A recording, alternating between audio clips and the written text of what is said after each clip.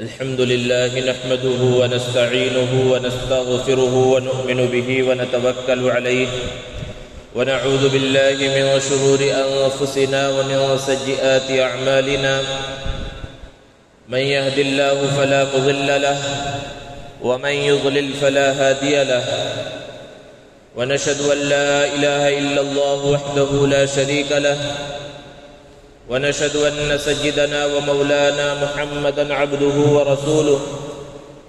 صلى الله تعالى عليه وعلى آله وأصحابه وبارك وسلم تسليما كثيرا أما بعد فأعوذ بالله من الشيطان الرجيم بسم الله الرحمن الرحيم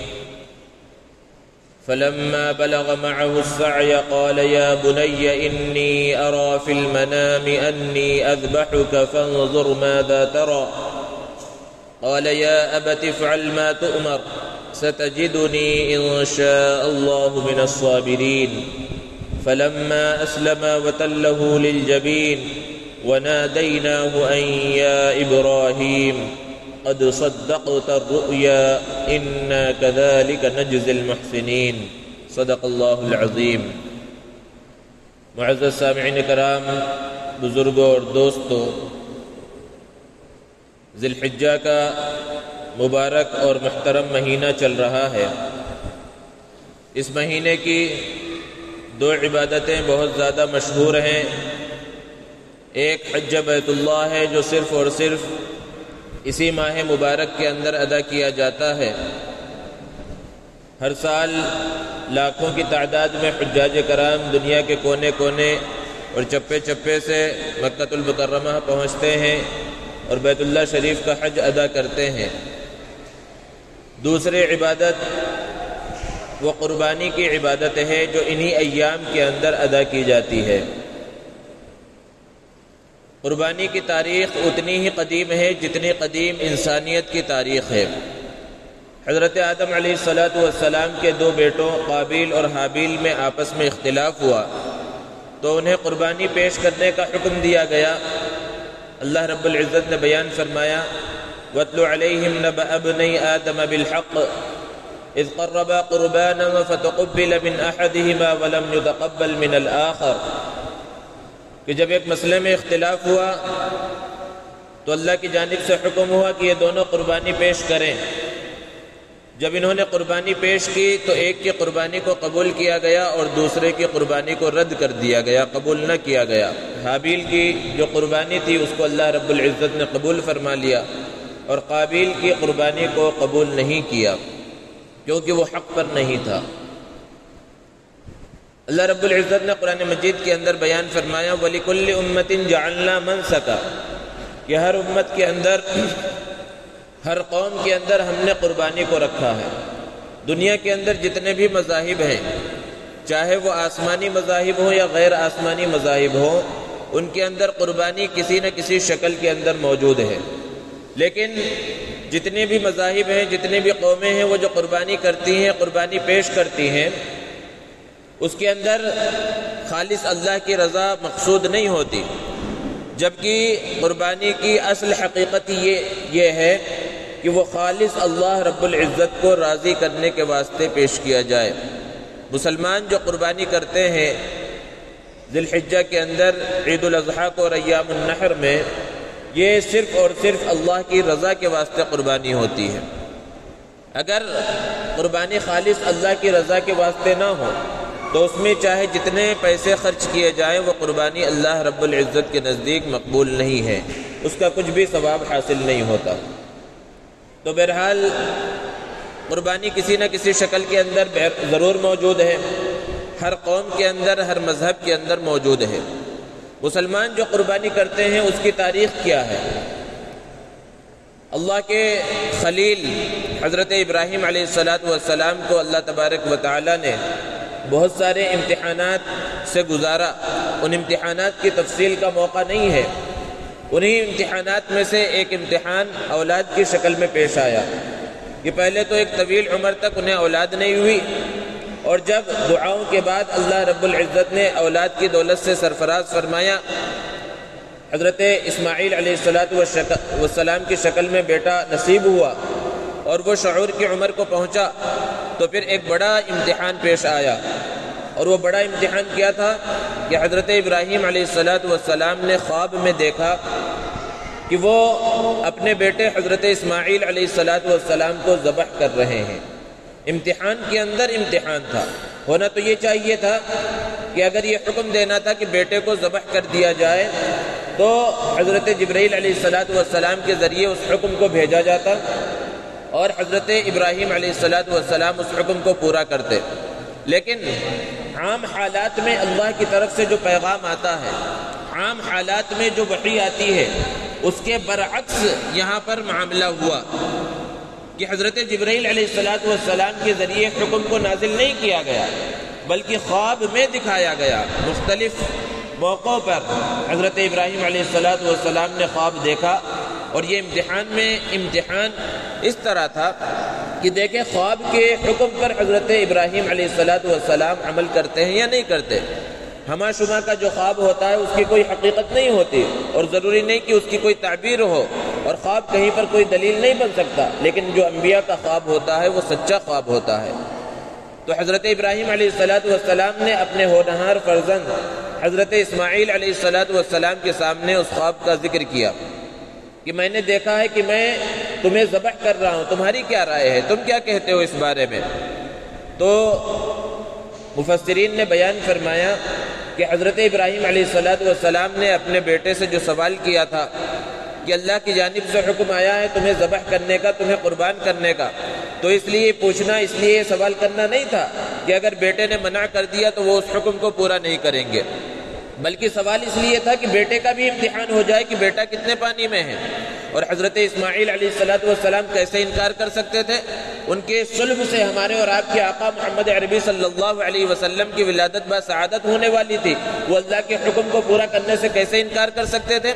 فوراً انہوں نے کہا کہ جس کام کا آپ کو حکم دیا گیا ہے اس کو پورا کیجئے، ستجدنی ان شاء اللہ من الصابرین، اللہ نے چاہا تو مجھے صبر کرنے والوں میں سے پائیں گے۔ جب باپ اور بیٹا ایسے اولو العزم تو دونوں قربان گاہ کی جانب مینا کا میدان جو کہلاتا ہے اس جانب روانہ ہوئے۔ شیطان ہر موقع پر انسان کو بہکانے کی کوشش کرتا ہے۔ حضرت ابراہیم علیہ السلام کو بہکانے کی کوشش کی کہ اتنی منتوں کے بعد اور اتنی دعاؤں کے بعد اور اتنی عمر کے گزر جانے کے بعد ایک بیٹا ہوا ہے، بھلا کوئی باپ اپنے بیٹے کو ذبح کرتا ہے؟ بھلا کوئی باپ اپنے بیٹے کو قربان کرتا ہے؟ اس طرح بہکانے کی کوشش کی تو حضرت ابراہیم علیہ السلام نے اسے کنکریاں ماری، 3 موقعوں پر کنکریاں ماری تھی۔ حجاج کرام چند دنوں کے بعد مینا کے میدان میں جمع ہوں گے اور وہ بھی کنکریاں ماریں گے۔ وہ کنکریاں مارنا وہ حضرت ابراہیم علیہ السلام کی یادگار ہے۔ تو بہرحال شیطان نے بہکایا، آپ نے کنکریاں ماری، پھر اس مقام پر پہنچ گئے جہاں پر حضرت اسماعیل علیہ السلام کو قربان کرنا تھا۔ اللہ رب العزت نے قرآن مجید کے اندر بیان فرمایا فلما اسلما،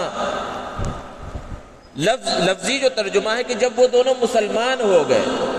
جب ان دونوں نے اللہ کے حکم کو پورا کر لیا، اور مسلمان ہونا یہی ہوتا ہے کہ اللہ کا حکم آ جائے بس اس کو پورا کر لیا جائے، اس کے اندر اپنی عقل کو اپنا چلایا جائے۔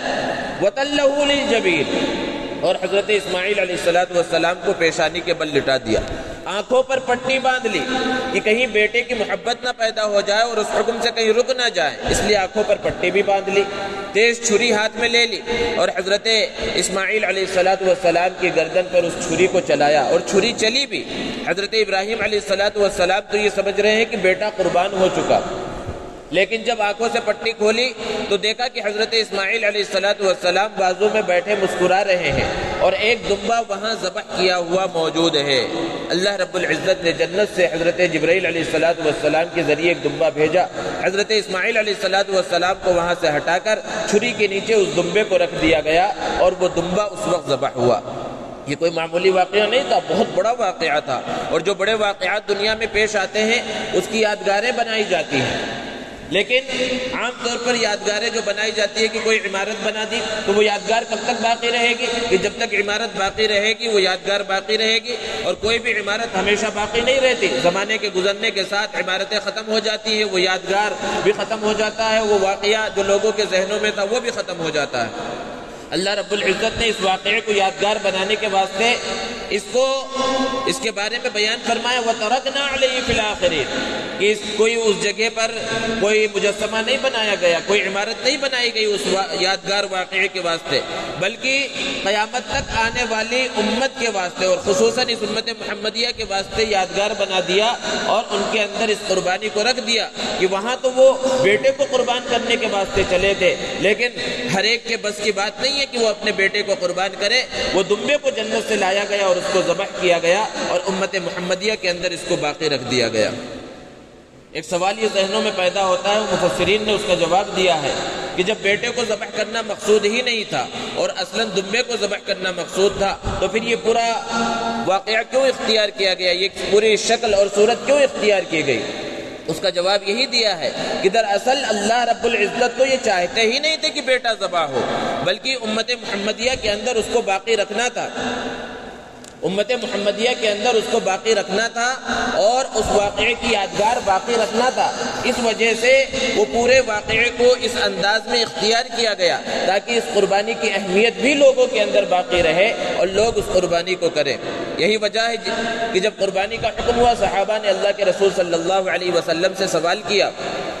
ما هذه الاضاحی یا رسول اللہ کے رسول یہ قربانی کیا ہے؟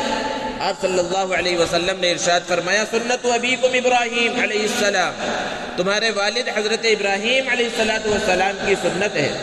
صحابہ نے پھر سوال کیا، فما لنا فیہا یا رسول اللہ کے رسول ٹھیک ہے یہ حضرت ابراہیم علیہ السلام کی سنت ہے، لیکن ہمیں کیا ملے گا؟ ہم قربانی کریں گے تو اس میں ہمیں کیا ملنے والا ہے؟ آپ صلی اللہ علیہ وسلم نے ارشاد فرمایا، لِكُلِّ شَعْرَةٍ حَسَنَةٍ، قربانی کے جانور کے اندر جتنے بال ہیں ہر بال کے بدلے میں تمہیں ایک نیکی ملے گی۔ وہ صحابہ تھے، ایک ایک چیز اللہ کے رسول صلی اللہ علیہ وسلم سے پوچھ کر امت کے واسطے سارے مسائل کو آسان کر دیا، حل کر دیا ہے۔ صحابہ نے پوچھا، اللہ کے رسول بہت سے جانور ایسے ہوتے ہیں کہ ان کے بدن کے اوپر بال نہیں ہوتے، روئیں ہوتے، تو ان کا کیا حکم ہے؟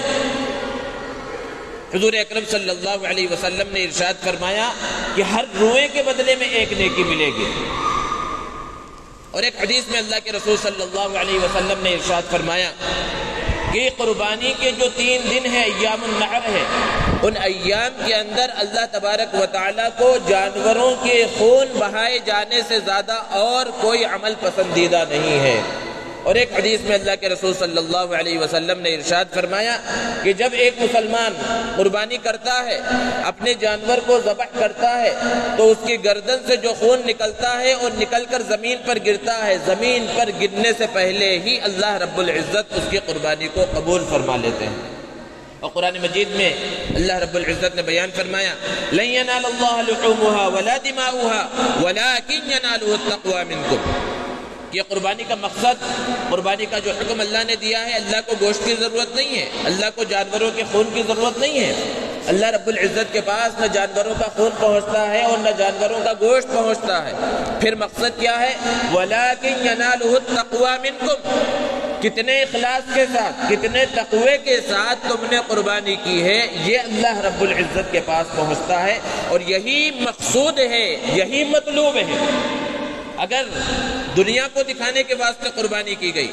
آج حالات ایسے ہو گئے بعض علاقوں کے اندر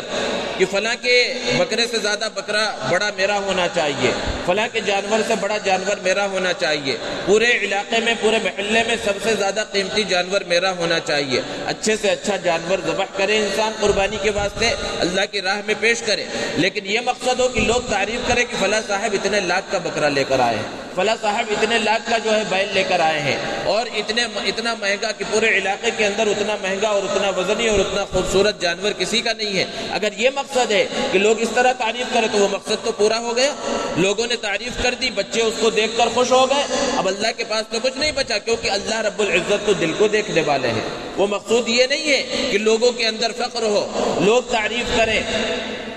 اصل جو مقصد ہے وہ یہی ہے کہ خالص اللہ کی رضا کے واسطے جب قربانی کی جائے گی وہ اللہ کی بارگاہ میں قبول ہوگا، اور اگر دکھاوا مقصود ہوگا، اخلاص اس کے اندر نہ ہوگا، تو پھر اللہ رب العزت کے نزدیک وہ قربانی مقبول نہیں ہے۔ پھر یہ قربانی واجب کس پر ہے؟ کس کو یہ قربانی کرنا ہے؟ اللہ کے رسول صلی اللہ علیہ وسلم ہمیشہ قربانی کیا کرتے تھے۔ اللہ کے رسول صلی اللہ علیہ وسلم ایک قربانی تو اپنی جانب سے کرتے اور ایک پوری امت کی جانب سے کیا کرتے تھے۔ اللہ کے رسول صلی اللہ علیہ وسلم کی ازواج مطہرات قربانی کیا کرتے تھے۔ حضرت فاطمہ الزہرا رضی اللہ تعالی عنہا کے بارے میں منقول ہے کہ وہ اپنی قربانی کیا کرتے تھے، صحابہ کرام قربانی کیا کرتے تھے، اور اللہ کے رسول صلی اللہ علیہ وسلم نے وعید بیان فرمائی کہ من وجد ساعة لأن يضاحي فلم يضاحي فلا يقربن مصلانا، کہ جس شخص کے اندر استطاعت ہو، قربانی کرنے کی استطاعت ہو اور استطاعت کے باوجود وہ قربانی نہ کرے، فلا يقربن مصلانا، تو وہ ہمارے عیدگاہ میں نہ آئے۔ عیدگاہ کے اندر کون جمع ہوتے ہیں؟ ہر ایک کو معلوم ہے مسلمان جمع ہوتے ہیں۔ ظاہر سی بات ہے جس پر قربانی واجب ہو گئی اس نے قربانی نہ کی، کوئی اسے روک نہیں سکتا، عیدگاہ میں تو وہ بھی پہنچ جائے گا، سب پہنچیں گے۔ لیکن اللہ کے رسول صلی اللہ علیہ وسلم نے جو سختی بیان فرمائی فلا یقربن مصلانا، ہرگز وہ ہماری عیدگاہ کے اندر نہ آئے، تو مقصد یہ ہے، اس کا مطلب یہ ہے کہ اگرچہ وہ عیدگاہ میں پہنچ جائے گا، لوگوں کے درمیان وہ بھی 2 رکعت عید کی نماز پڑھ لے گا، وہ بھی خطبہ سن لے گا، لوگوں سے ملاقات کر لے گا، بظاہر خوشیوں میں وہ بھی شریک ہوگا، لیکن اللہ کی جانب سے جو رحمتیں اور جو برکتیں نازل ہونے والی ہیں اور جو سچے پکے مؤمنین کو اور اللہ کے حکم کو، قربانی کے حکم کو پورا کرنے والے جو مؤمنین ہیں، جو مسلمان ہیں، ان پر جو رحمتیں اور برکتیں نازل ہونے والی ہیں، اس سے وہ محروم رہے گا۔ جب اتنی سخت وعید بیان کی گئی اور اس کے اندر یہ لفظ بھی بیان فرمایا سعہ، کہ جس کے اندر استطاعت ہو تو وہ استطاعت کیا ہے اس کو بیان کیا گیا ہے۔ بالکل جس طرح جس شخص کے اوپر صدقۃ الفطر واجب ہوتا ہے، جو رمضان کے اندر عید الفطر سے پہلے ادا کیا جاتا ہے، تو جس پر صدقۃ الفطر واجب ہے اس کے اوپر قربانی واجب ہے۔ زکوٰۃ کے واجب ہونے اور قربانی کے واجب ہونے میں بڑا فرق ہے۔ زکوٰۃ کے اندر بہت ساری شرائط ہیں۔ زکوٰۃ کے اندر ایسے مال پر زکوٰۃ واجب ہوتا ہے جو مال بڑھنے والا ہو، مال نامی جسے کہا جاتا ہے، اور اس کے اوپر سال کا گزرنا ضروری ہوتا ہے، لیکن قربانی کے اندر یہ سارے شرائط نہیں ہیں۔ جو شخص بھی ایام النحر میں یعنی عید الاضحیٰ 10، 11 اور 12 ذی الحجہ کو اتنی مالیت کا مالک ہو جائے کہ اس کی ضرورت سے زائد اس کے پاس اتنی مالیت ہو جس میں وہ 52.5 تولہ چاندی خرید سکتا ہو، اگر اس کے پاس اس کی ضرورت سے زائد اتنی رقم ہے، اتنی مالیت ہے، وہ سونے کی شکل میں ہو، چاندی کی شکل میں ہو، مال تجارت کی شکل میں ہو، یا اس کے گھر کے اندر ضرورت سے زائد سامان اتنا موجود ہے کہ اس کی قیمت 52.5 تولہ چاندی تک پہنچ جاتی ہو، اور 52.5 تولہ چاندی مارکیٹ سے معلوم کر لیا جائے 30 سے 35 ہزار کے درمیان اس کی رقم ہوتی ہے۔ اگر اتنی مالیت تک پہنچ جائے تو اس شخص کے لیے قربانی کرنا واجب ہے، ضروری ہے۔ اب ایک غلط فہمی یہ پھیلائی جاتی ہے کہ گھر کا ایک فرد قربانی کر لے، ایک بکرے کو ذبح کر لیا جائے، ایک بکری کو ذبح کر لیا جائے، پورے خاندان کی جانب سے وہ کافی ہوگا۔ ہر سال رمضان سے پہلے ایسے ویڈیوز کلپ چلنا شروع ہوتے ہیں اور لوگ جو ہے عبادت سے بچنے کے واسطے اس کو اپنا لیتے ہیں، اور خرچے سے بچنے کے واسطے کہ بھائی ایک حصے میں شریک ہو جائے یا ایک جانور کو ذبح کر لے، پورے لوگوں کی جانب سے کافی ہو جائے گا۔ حالانکہ اصل مسئلہ یہ ہے کہ گھر کے اندر جتنے افراد صاحب نصاب ہیں، اگر گھر کا صرف ایک فرد جو سربراہ ہے وہی صاحب نصاب ہے، اولاد کماتی نہیں ہے اور وہ خود صاحب نصاب نہیں ہے، تو ظاہر سی بات ہے ان کے لیے قربانی واجب نہیں ہے۔ لیکن اگر گھر میں ایک سے زائد افراد ہیں، باپ بھی کما رہا ہے، بیٹے بھی کما رہے ہیں، ان کے پاس پیسہ بھی موجود ہے، انہوں نے جمع کر کے بھی رکھا ہے، اور بیوی کے پاس زیور بھی موجود ہے، بیٹیوں کا الگ زیور ہے، بہوؤں کا الگ زیور ہے، تو گھر میں جتنے افراد ہیں، جتنے بھی صاحب نصاب ہیں، سب کے اوپر قربانی کرنا واجب ہے۔ تو جو حدیث بیان کی جاتی ہے کہ صحابہ کرام رضوان اللہ تعالی علیہ مجمعین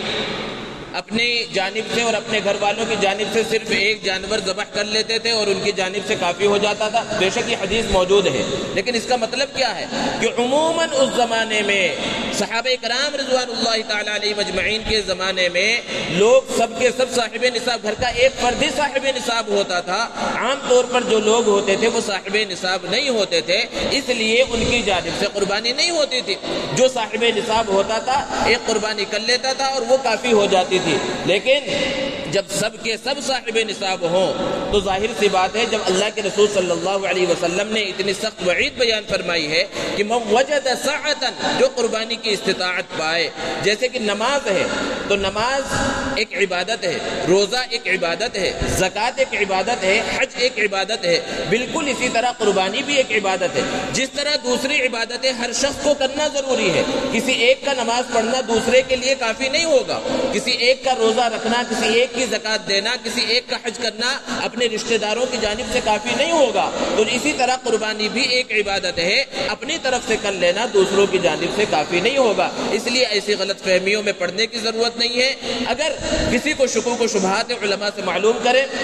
احادیث کے اندر اللہ کے رسول صلی اللہ علیہ وسلم کے فرامین موجود ہیں، اور اپنے شکوک و شبہات کو ختم کرے، اپنے دل اور دماغ کو صاف کرے، اور قربانی کے ایام میں قربانی کرنے کی کوشش کرے۔ تو جو بھی صاحب نصاب ہے، اسی طرح خواتین کا ایک مسئلہ یہ ہوتا ہے کہ وہ یہ کہتی ہیں کہ بھئی ہمارے پاس زیور تو ہے،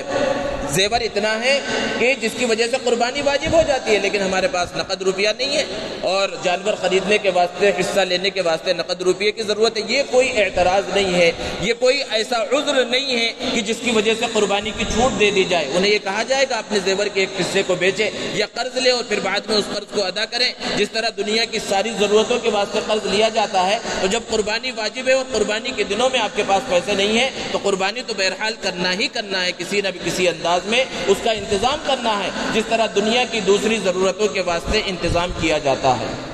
تو بہرحال ان سارے شکوک و شبہات سے بچ کر قربانی کرنے کی ضرورت ہے۔ اسی طرح بہت سارے لوگ وہ ہیں جو قربانی کے ایام جب قریب آتے ہیں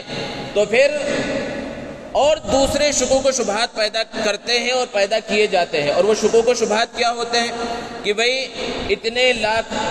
اور کروڑ روپیوں کا جو ہے خون بہا دیا جاتا ہے، جانور قربان کر دیے جاتے ہیں، کسی کا کوئی فائدہ نہیں ہوتا، اتنے میں اتنے غریب بچیوں کی شادی ہو سکتی تھی، اور اتنے جو ہے دواخانے بن سکتے تھے، اور یہ بن سکتا تھا، وہ ہو سکتا تھا۔ تو یہ جو ملحدین کا طبقہ ہے، یہ دراصل بے دین ہے، لبرل قسم کے لوگ ہیں، جن کو دین سے محبت نہیں، شریعت مطہرہ سے محبت نہیں، اللہ اور اللہ کے رسول سے محبت نہیں۔ یہ لوگ ایسے اعتراضات کرتے ہیں۔ کوئی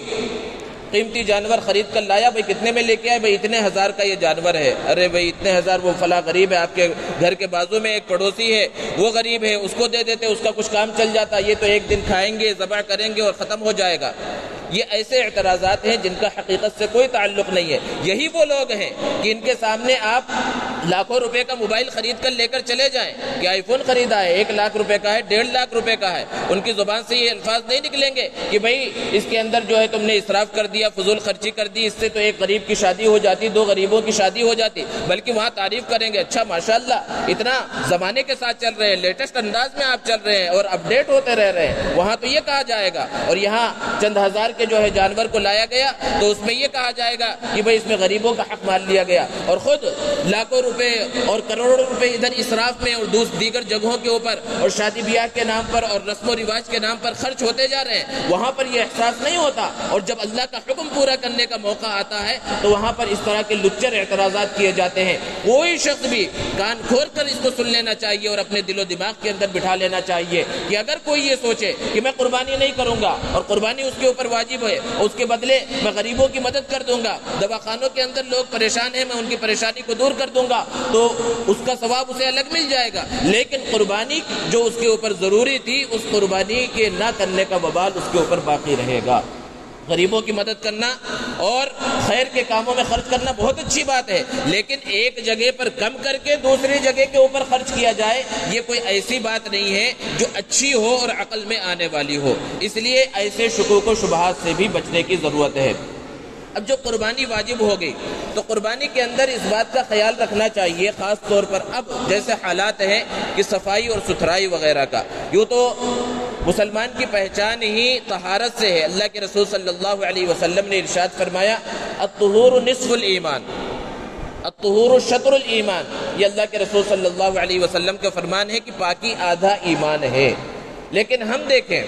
مسلمان مشہور ہیں اس طرح کہ بھئی لوگ جو ہے علاقہ دیکھ کر پہچان لیتے کہ مسلمانوں کا علاقہ ہے یا غیر مسلموں کا علاقہ ہے، کہ بھئی وہاں پر گلیاں صاف نہیں ہیں، روڈ صاف نہیں ہے، کچرا ادھر باہر پھیلا ہوا ہے، اور سڑکوں پر سے اور گلیوں پر سے پانی یوں ہی بہ رہا ہے، سمجھ لو کہ مسلمانوں کا علاقہ ہے۔ اس طرح مشہور کر دیا گیا، اور حقیقت یہی ہے کہ مسلمان صفائی ستھرائی کا جو ہے خیال نہیں رکھتے جس انداز میں انہیں خیال رکھنا چاہیے تھا۔ تو یہ تو ہمیشہ ضروری ہے کہ پاکی کو اور طہارت کو اپنائیں اور صفائی ستھرائی اپنے گھر کی، اپنے علاقے کی، اپنے محلے کی ہر چیز کا خیال رکھیں، ہر علاقے کی صفائی کا خیال رکھیں۔ لیکن خاص طور پر جب قربانی کا موقع آ جائے اور قربانی پر جب دوسروں کی جانب سے اعتراضات بھی کیے جا رہے ہیں اور پھر حال بھی وہ بیماریوں والا جو ہے ماحول چل رہا ہے،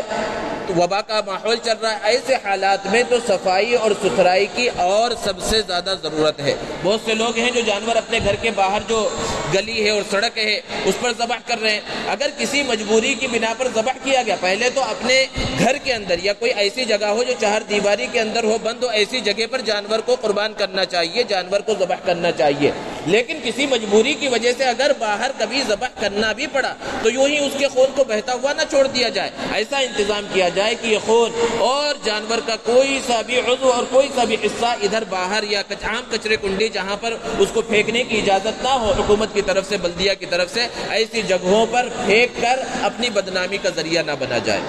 بلدیہ کی طرف سے اعلان کیا جاتا ہے کہ جو گندگی وغیرہ ہے وہ کس جگہ پر ڈالنا ہے، کہاں پھینکنا ہے، ان سب چیزوں کا خاص طور پر خیال رکھنا ہے۔ بس صرف ایک قربانی کا حکم تھا، اس کو پورا کر دیا، یہ اصل نہیں ہے۔ اصل تو حکم یہ ہے کہ اللہ کے ایک ایک حکم کو پورا کیا جائے، اور یہ قربانی کا تقاضا کیا ہے؟ قربانی کا جو تقاضا ہے اس تقاضے کو پورا کیا جائے کہ ہر چیز کے اندر اس کا خیال رکھنے کی کوشش کی جائے۔ تو ایک صفائی اور ستھرائی ہے، اس کا خاص طور پر خیال رکھا جائے۔ اور ایک دوسرا مسئلہ جیسے کہ ابھی گزرا، ریاکاری جو اس کے اندر آ گئی ہے، اور اس کا ایک بڑا ذریعہ موبائل فون ہے کہ ہر چیز کے اندر ویڈیوگرافی اور فوٹوگرافی ہو رہی ہے۔ لوگ حج کے واسطے اور عمرے کے واسطے جاتے ہیں اور ابھی پہنچتے ہیں، عمرے کے ارکان پورے نہیں ہوتے، حج کے ارکان پورے نہیں ہوتے، اور اس سے پہلے اپنی سیلفی لے کر جو ہے سوشل میڈیا پر، فیس بک اور واٹس ایپ پر ڈال دیا جاتا ہے۔ مقصد یہ ہے کہ لوگ دیکھیں کہ ہم حج کرنے کے واسطے گئے۔ وہی چیز یہ قربانی کے اندر بھی آ گئی ہے۔ یوں تو کسی بھی عبادت کے اندر یہ ریاکاری اور یہ دکھلاوا نہیں ہونا چاہیے، لیکن خاص طور پر قربانی کا موقع جب اس پر لوگ اعتراض کر رہے ہیں، طرح طرح سے اعتراضات ہوتے ہیں، جانوروں کو پکڑنے کی کوشش کی جاتی ہے، ایسے حالات میں پہلے تو اس کی فوٹو بنانا، اس کے جانور کو ذبح کرتے وقت، یا اس کی ویڈیوگرافی، یہی اس سے ہی بچنے کی ضرورت ہے، اور پھر اس کے آگے اس کو سوشل میڈیا کے اوپر ڈالنا، ان سب چیزوں سے بچنے کی ضرورت ہے۔ اللہ کے واسطے قربانی کر رہے ہیں، اللہ کو راضی کرنے کے واسطے قربانی کیا جائے، ان سب خرافات سے بچنے کی فکر اور کوشش کی جائے۔ جانور کے قربان کرنے کے اندر ایک مسئلہ چرم کا مسئلہ ہے۔ حالات جیسے ہیں، آپ کو معلوم ہے کہ گزشتہ چند سال پہلے جو چمڑا ہوتا تھا اس کی بہت قیمت ہوتی تھی، اور بہت سے فلاحی ادارے اور مدارس اور دیگر جو ادارے تھے، دارالیتامہ وغیرہ، ان کا ایک بڑا خرچہ اس چرم قربانی کے وصول کرنے سے پورا ہو جاتا تھا۔ لیکن آپ کو معلوم ہے اس کا ریٹ بالکل ختم ہو گیا، بلکہ یوں ہی پھینک دیا جا رہا ہے۔ 5، 10 اور 15 روپے، 20، 25 روپے جو ہے بکروں کے جو چمڑے ہیں اس کی قیمت ہے۔ تو اب بہت سی جگہ ایسی ہے جہاں کوئی وصول کرنے والا نہیں ہے، تو اس کو یوں پھینک دیا جائے، اس سے بھی بچنے کی کوشش کی جائے۔ جہاں جو لوگ وصول کر رہے ہیں، اگر مدارس کے اندر وصول کیا جا رہا ہے تو اب بہت سے لوگوں کی عادت ہوتی ہے، بھائی ہمارے پاس ایک چمڑا ہے، آ کر لے کر جائیے۔ اب اگر وہ مدرسے، جس مدرسے والے کو آپ نے یا جس فلاحی ادارے کو آپ نے فون کیا ہے، آپ کے گھر سے اگر دوری پر ہے اور حالات ایسے بیماری کے چل رہے ہیں، عام طور پر مدارس میں ابھی بچے بھی زیادہ نہیں ہیں، بچے رکھے نہیں گئے ہیں، اب وہ پیٹرول خرچ کر کے، پیٹرول اتنا مہنگا ہے، وہ آپ کے پاس آئے اور اس چمڑے کو مدرسے تک لے کر آئے، پھر اس کو بیچنے کا انتظام کرے، تو اس سے پتہ آپ خود جو ہے اندازہ کیجئے کہ چمڑے کی جتنی قیمت ہوگی اس سے زیادہ مدرسے کا، اس ادارے کا خرچ ہو جائے گا اور فائدہ کچھ نہیں ہوگا۔ لیکن لوگ صرف اس وجہ سے کہ مدرسے سے تعلق بنا رہے، ورنہ لوگ جو ہے برا سوچیں گے، اس وجہ سے مدرسے کا پیسہ خرچ کرتے ہیں۔ اس لیے عام لوگوں کی، عام مسلمانوں کی ذمہ داری ہے کہ جس مدرسے میں، جس ادارے کے اندر وہ دینا چاہتے ہیں، وہاں خود سے تھوڑی سی فکر کر کے وہاں خود وہ پہنچانے کی کوشش کریں۔ جو لوگ وصول کر رہے ہیں، فون کر کے خود گھر بلانے کی کوشش نہ کریں، تاکہ اس سے اداروں کا فائدہ ہو، مدرسوں کا فائدہ ہو، ان کا نقصان نہ ہو۔ اور یہ جو آپ چرم وہاں تک پہنچائیں گے، اس میں اللہ کی ذات سے امید ہے آپ کو ثواب بھی ملے گا۔ جب آپ پہلے چمڑا دیتے تھے اس کی قیمت 200، 250 آتی تھی، اب اس کی قیمت جب بالکل نہیں آ رہی ہے تو یہ اپیل کی جا رہی ہے علماء کی جانب سے اور اہل خیر حضرات کی جانب سے بھی یہ کہا جا رہا ہے کہ اس چمڑے کے ساتھ ساتھ آپ کچھ رقم اس ادارے کو، اس مدرسے کو جہاں پر آپ چمڑا دے رہے ہیں، 100، 200 جتنا بھی پہلے اس چمڑے کی قیمت ہوتی تھی، تاکہ ان اداروں کا فائدہ ہو۔ اور بہت سے تو ایسے ادارے تھے کہ چرم قربانی کے ذریعے ہی ان کا ایک بڑا خرچہ پورا ہوتا تھا، اور جب اس کی قیمت کم ہو گئی تو آپ کو اللہ رب العزت نے استطاعت دی ہے، آپ کو جو ہے صاحب استطاعت بنایا ہے تو قربانی جہاں کر رہے ہیں اور قربانی کے اندر آپ نے خرچ کیا ہے، اسی طرح اس چرم کے ذریعے اور پھر چرم کے ساتھ کچھ نقد رقم کے ذریعے مدرسوں کی اور اداروں کی جو ہے خدمت کی کوشش کیجیے اور ان کی اعانت کی کوشش کیجیے۔ اللہ رب العزت سے دعا ہے اللہ تبارک و تعالی ہم سب کو صحیح انداز میں قربانی کرنے کی توفیق عطا فرمائے۔ وآخر دعوانا ان الحمد للہ رب العالمین۔